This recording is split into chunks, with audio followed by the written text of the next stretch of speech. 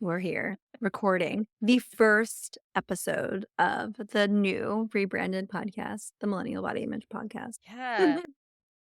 Welcome to the Millennial Body Image Project. So, if you have been sticking around since the days of Real Talk with Dana or Oh my Wholehearted gosh. Eating, this is the third iteration of our podcast. And as you all know, we have drastically evolved in our personal practices and nutrition philosophies over the years, and the podcast has evolved as well. So, we're here to talk about what's coming up, where we've been, where we're going, and what's staying the same and what's evolving. And maybe you guys want to throw it back and understand, why did we rebrand and rename the podcast to begin with? What inspired all of that? And so I'm really excited about this rebrand. We've been working really hard on it, and it's been something that's been brewing since January and quietly brewing. And you guys have actually, we did drop a little Easter egg back in February that no one knew about, called the episode on why millennials can't love their bodies. That is really the episode that kind of triggered a whole cascade of events that led to today. And when we came up with the idea to do that episode, and when we were writing it and outlining, we put a lot of effort into each episodes. I don't know if you guys know that, but we outline everything. We think about the idea, the topic, the things that we think people are going through.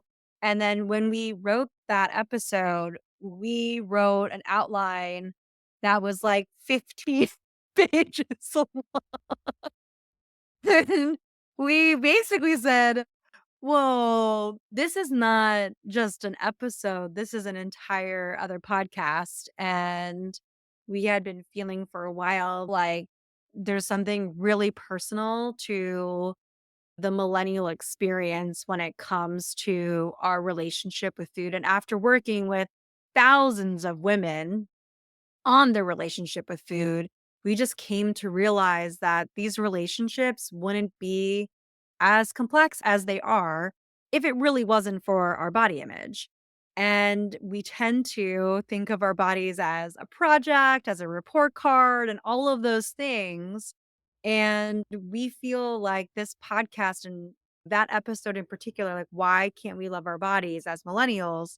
We really want to facilitate an undoing and reshaping of that belief system that we've been carrying around for so long, one episode at a time. And like for us, that was just such a big moment and an aha moment when we wrote that. I think we literally wrote at the end of the outline, "Oh my God, do we have a new podcast?" Oh,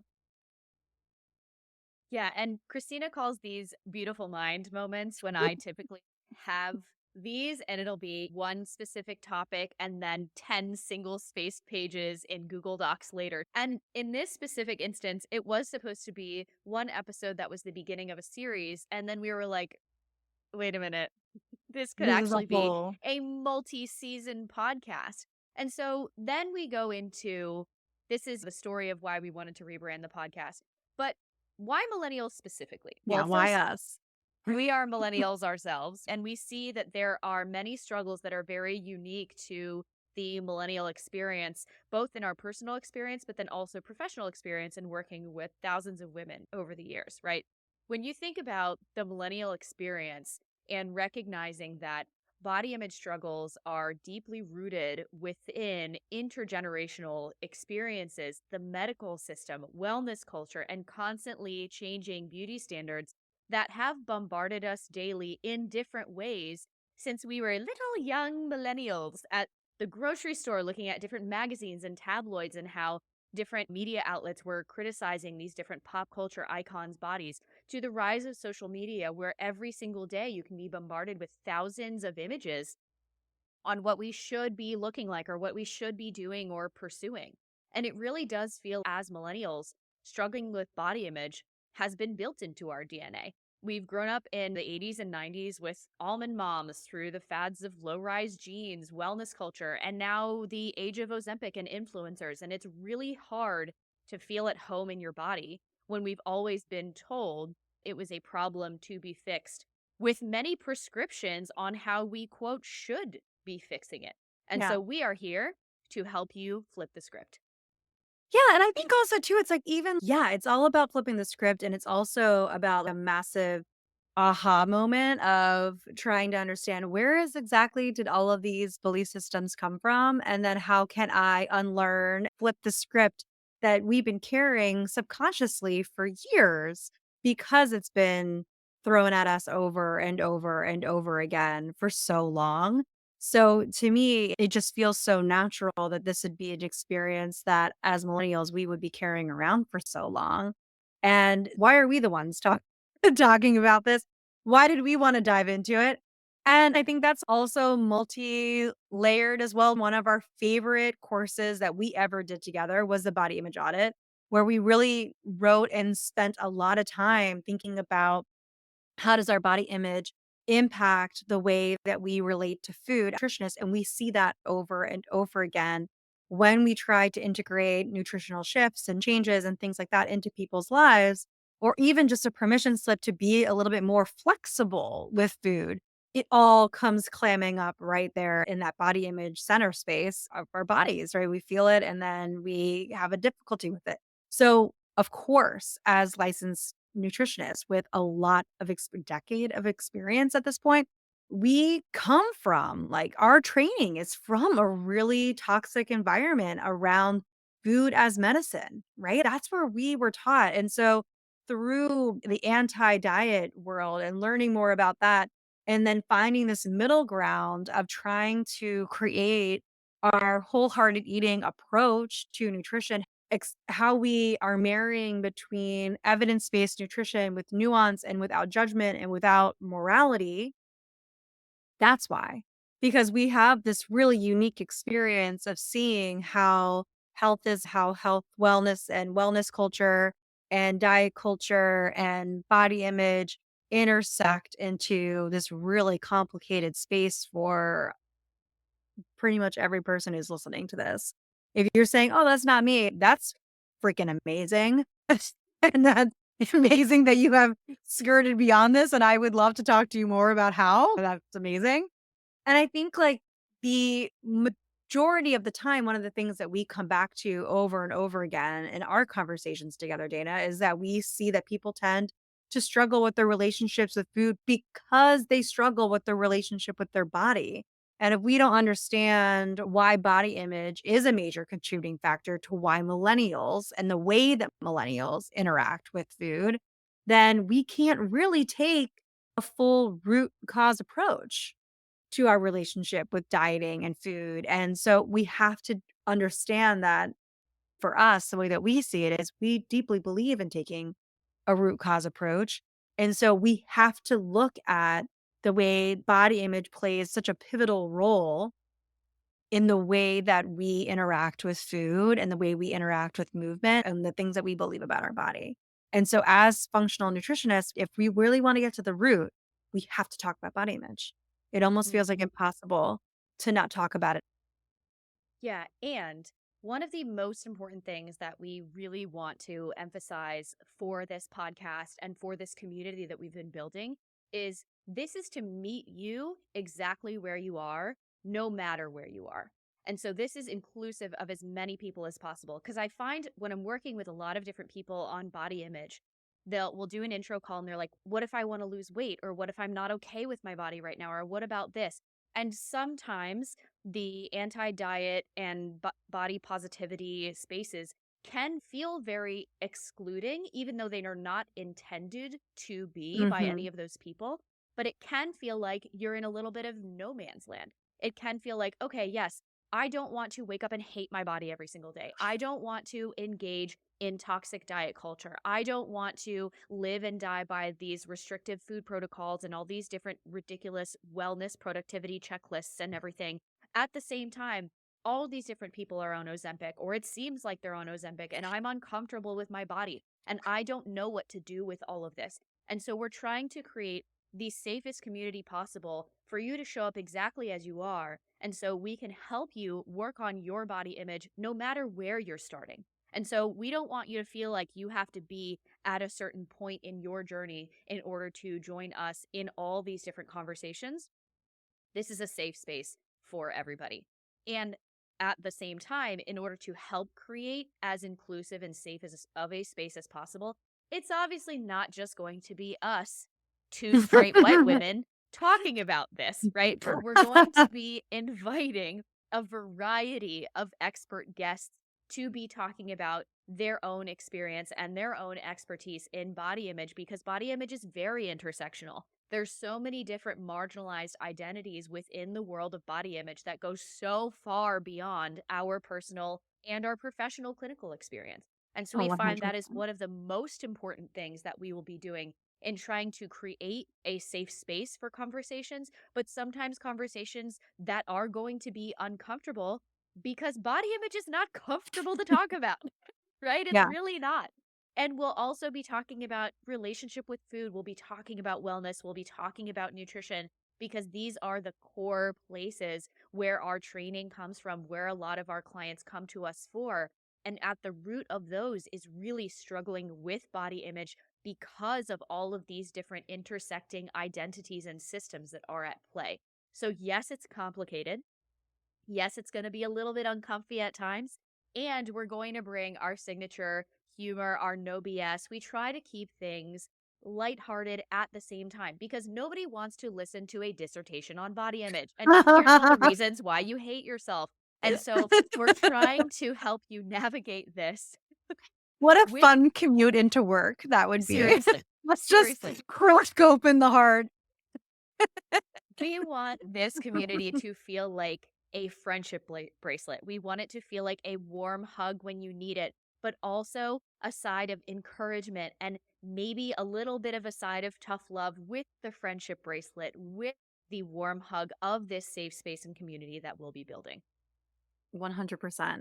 I think one of the things that I always come back to when I think about what we really want for people to know when it comes to like the openness of where you're coming from perspective is we know that a lot of the people who listen to Wholehearted Eating and will listen to the Millennial Body Image Project will have the perspective of, I really, in my heart of hearts, want to denounce and reject fat phobia. I really want to reject diet culture. I don't want to engage in like the moralization of food and the moralization of bodies and the pathologizing of bodies, but I also feel like this nag inside of me that I wanna protect myself from it, like, at the same time. And that's where to me, it seems it's so important that we want to make sure that we give you permission to be able to bring that here, bring that to this community, and we're going to give you permission to unlearn why you feel bad about your body and why this is so hard for you, with a lot of side jokes and a lot more probably quotes from Mean Girls and Clueless than you ever really wanted to hear, but I don't know if I can talk in other ways. So, we are going to be bringing all of that to you, and we feel like it's just so important for you to know that this is where those conversations are gonna be having. That's where we're gonna have them, and we're gonna bring on really exciting, cool people that we're really excited to learn from as well, to bring in and expand on that conversation so that we can really understand and say to ourselves, "Oh, snap, there it is. And there's that part of me that keeps coming up and saying, 'No,' and why is that happening?" This will really be able to help you understand how you can have a deeper understanding of the systemic factors that impact your body image. And we're going to provide you with the tools and insights so that you can have sustainable change over time. So we know that we have to have those types of conversations if we want to get to the place where we know we all want to be. And we want to have them here. And we want you to know that it's a really safe and really friendly, lighthearted place to have really difficult conversations. Hmm. And if you're thinking now, but I have tried intuitive eating and I can't do it, we're not talking about intuitive eating. If you're thinking, but what about my health? Or I have a chronic health condition, we are also here for all of those things. And in light of what Christina just said about creating sustainable change, that was part of the reason that we are evolving still with the philosophy of wholehearted eating through everything that we do. But we also had to evolve because the culture around nutrition and weight health, according to Oprah, and body image is evolving. The culture is evolving, the verbiage is evolving in the age of Ozempic, and we want to be talking about how it is so complicated out here, especially on social media. Is you'll see people who are like, "Oh, a non-diet approach to this, and I'm just about feeling my best in my body, blah blah blah." And they're like, "Also my Ozempic journey." And another big part of this is none of this is to shame anybody who is choosing to be or has found themselves on any part of their body image journey. Whether you're on Ozempic or whether you're not on Ozempic, this is a safe space for you. Whether you want to be on Ozempic, this is a safe space for you. We truly want to teach you how to make informed consent choices with whatever you are choosing to doing in your life without feeling bullied or tricked into something, because we're bringing that evidence-based approach. We're bringing that compassionate approach to chronic health conditions, to our relationship with food, to body image, and trying to bring all these different players to the table so you can make an informed consent decision on whatever you decide to do.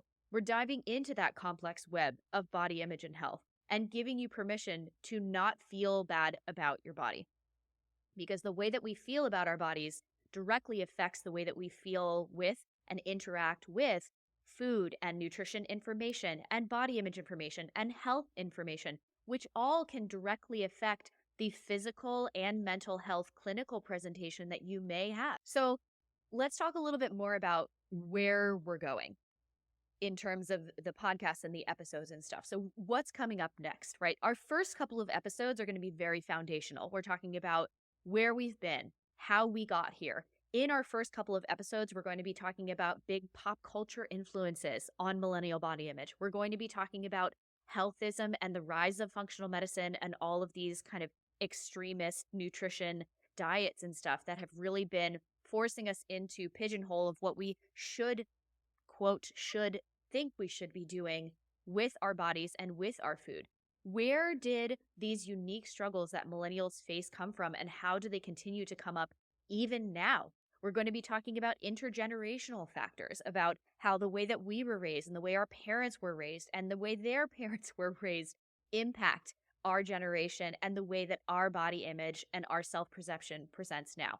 Then, of course, we're going to be moving forward to dive into, okay, what is the state of the union of body image and nutrition right now? And how do we weed our way through this nutrition jungle in a way that I can make informed consent decisions and also not feel so bad about myself all the time or Yeah. so confused all the time? Because I do feel like one of the prevailing adjectives, I would say, for how a lot of people feel now about food and body image is just general confusion. Is Oh how am my I supposed gosh. to make a simple decision, or what could be simple, of what to eat today when I'm Mhm. getting 27 different TikToks and reels of, oh, don't have this, you should have this, you shouldn't have this. It's just like a mental gymnastics thunderstorm, is what we like to call it. Yeah. I also think too, I just want to throw out there as well, don't worry. This isn't a full departure from the topics that we have always loved and discussed on wholehearted eating.